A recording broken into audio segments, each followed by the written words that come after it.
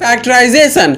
Factorisation को हिंदी में गुणन कहते हैं। फैक्टराइजेशन एक प्रोसेस है जिसके द्वारा हम किसी भी एक्सप्रेशन, चाहे वो किसी भी डिग्री का हो, उसे उसके फैक्टर्स में तोड़ सकते हैं, मतलब कि उनके सिंपलर पार्ट्स में। इन फैक्टर्स में तोड़ने वाले प्रोसेस को कहते हैं फैक्टराइजेशन। इसके बारे में आपने क्लास 8 और 9 में भी पढ़ा है, और किसी भी एक्सप्रेशन को किस तरह से फैक्टराइज किया जा सकता है ये भी आपने पहले ही क्लासेस में सीख लिया है। आमतौर पर आप डिग्री 2 वाले पॉलिनोमियल्स को ही फैक्टराइज करना सीखे थे, पर अब क्लास 9 में हम डिग्री 3, डिग्री 4 वाले पॉलिनोमियल्स को हम फैक्टराइज करना सीखेंगे। मैं आपको डिग्री 3 या इससे आगे आने वाले डिग्रीज को फैक्टराइज करने के लिए ऐसे 3 किलर मेथड्स बताऊंगा जिससे आपको चाहे किसी भी डिग्री का एक्सप्रेशन दे दे, आप 6 मिनट, जी हाँ 6 मिनट के अंदर अंदर उन्हें सॉल्व कर दोगे। अब चलिए एक एग्जांपल लेते हैं जिससे हम उन तीनों मेथड्स को भी समझ लेंगे।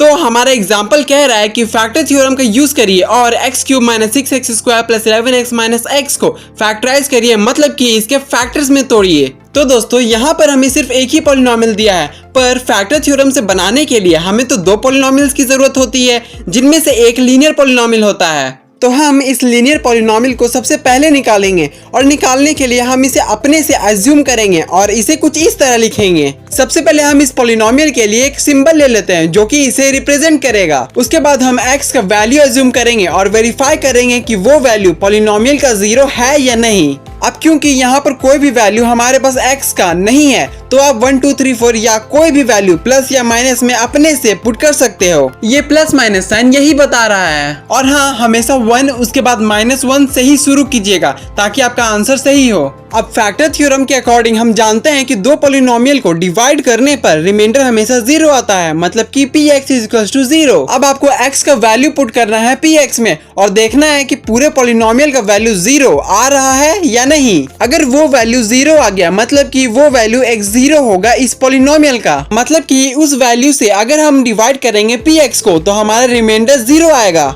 यहाँ पर मैंने सबसे पहले 1 पुट किया, आपको इसी तरह पुट करना है जैसे मैंने किया है। उसके बाद जहाँ जहाँ x था उसके जगह पर 1 पुट किया और फिर हमारे पास लास्ट में रिमाइंडर आ गया 0। अगर मान लीजिए आपका 1 पुट करने पर 0 नहीं आता तो हम -1 पुट करते, और अगर तब भी नहीं आता तो फिर 2 -2 3 -3 पुट करते, और जिस वैल्यू से हमारा 0 आता वो एक 0 ऑफ द पॉलिनोमियल कहलाता। तो इससे हमें ये पता चला कि x - 1 मेरा एक फैक्टर है px का।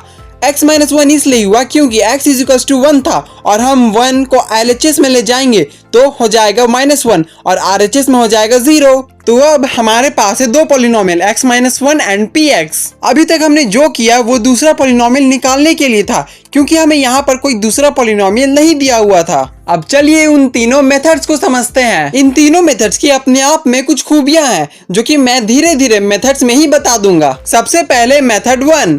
ये जो मेथड है इसकी अपनी एक खूबी है कि ये इजी है उन दोनों मेथड से, पर ये बहुत ज्यादा टाइम लेता है सॉल्व होने में। इस मेथड में हम px को x - 1 से डिवाइड करेंगे। अब क्योंकि ये x - 1 एक फैक्टर है px का, तो इसका रिमाइंडर 0 ही होगा, पर हमें इसके क्वोशेंट से मतलब है, जैसा कि आप यहाँ देख रहे हो। जब मैंने px को x - 1 से डिवाइड किया तो मेरा क्वोशेंट आया x² - 5x + 6।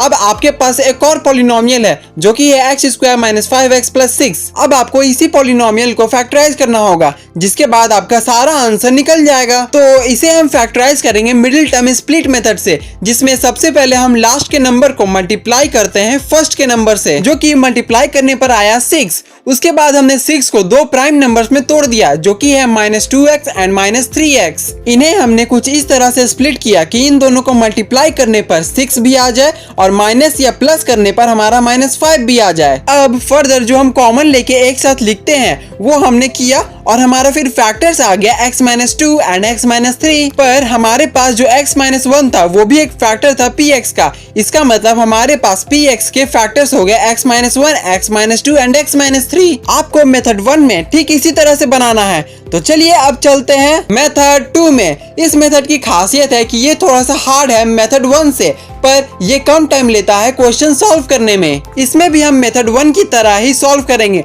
पर सिर्फ डिफरेंस यही है कि इसमें डिवाइड करने के बजाय एक ट्रिक इस्तेमाल करेंगे। जैसा कि मेथड 1 में हमारे पास x-1 एंड px था, इसमें भी हम क्वोशिएंट निकालेंगे एक ट्रिक की मदद से और फिर उसे फैक्टराइज करेंगे। तो वो डिवीजन ट्रिक है, सबसे पहले हम px में जो भी वेरिएबल्स हैं उन्हें छोड़कर बाकी सारे न्यूमेरिकल्स लिखेंगे उनके साइंस के साथ, जैसा कि आप यहाँ पर देख रहे हो। उसके बाद जो x-1 का 0 था जो कि था 1, उसे हम सबसे लेफ्ट में लिख देंगे कुछ इस तरह। अब आगे जो भी आपका सबसे पहला डिजिट होगा, यहाँ पर है 1, तो इसे जैसे का वैसा ही उतार देंगे जो कि होगा 1। उसके बाद जो 1 आपने लिखा उसे मल्टीप्लाई करिए इस 1 से और जो आंसर आया जो कि है 1 उसे लिख देंगे हम यहाँ पर। क्योंकि ये 1 प्लस में था तो हमारे यहाँ पर +1 हुआ। अब -6 में +1 करेंगे तो हमारा आएगा -5। अब -5 को 1 से मल्टीप्लाई करेंगे तो आएगा -5 और इसे पुट कर देंगे यहाँ। अब 11 में -5 करेंगे तो आएगा 6। अब 6 को मल्टीप्लाई करेंगे 1 से तो होगा 6 और पुट होगा यहाँ। अब -6 में +6 करेंगे तो हो जाएगा 0। अब क्योंकि इस पॉलिनोमियल में है x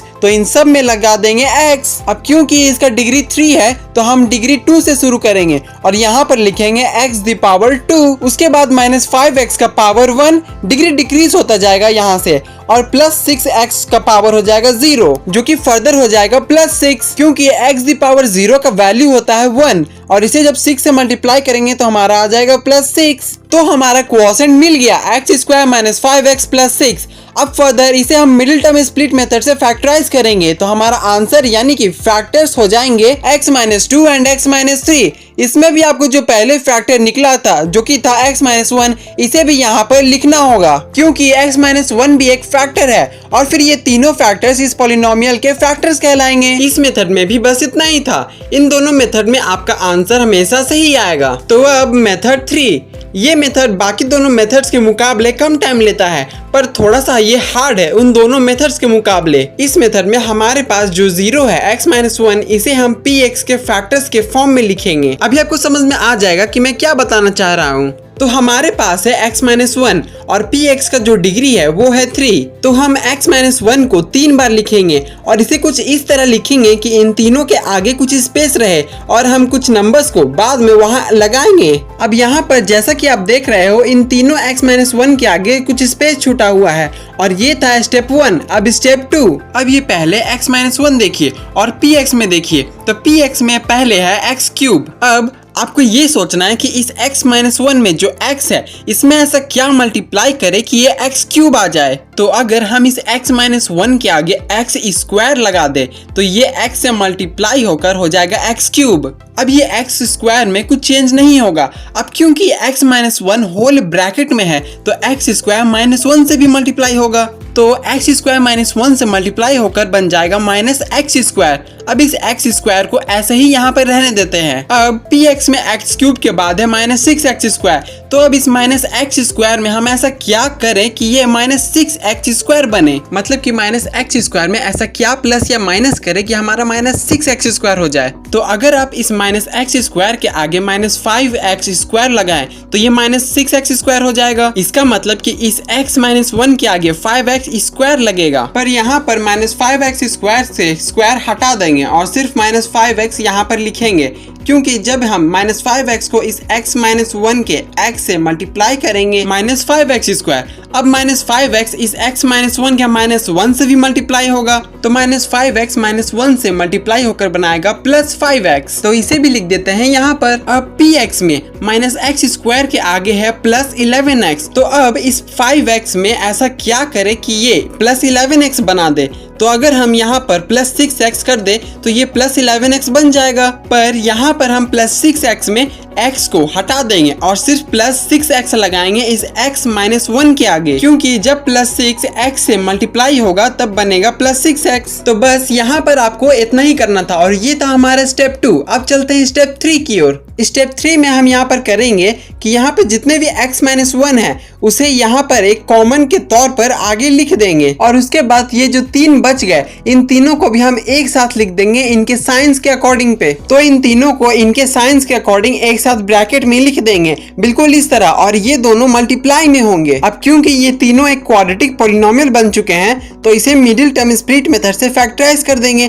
और x-1 को जैसा का वैसा पुट कर देंगे, तो ये हमारा आंसर हो जाएगा x-1, x-2, x-3। तो बस हमारा तीसरा मेथड भी कंप्लीट हो गया। अब जैसा कि आप इन तीनों मेथड्स में देख रहे हैं कि इन तीनों में 3 फैक्टर्स आए हैं और यहाँ पर इस पॉलिनोमियल का डिग्री भी है 3।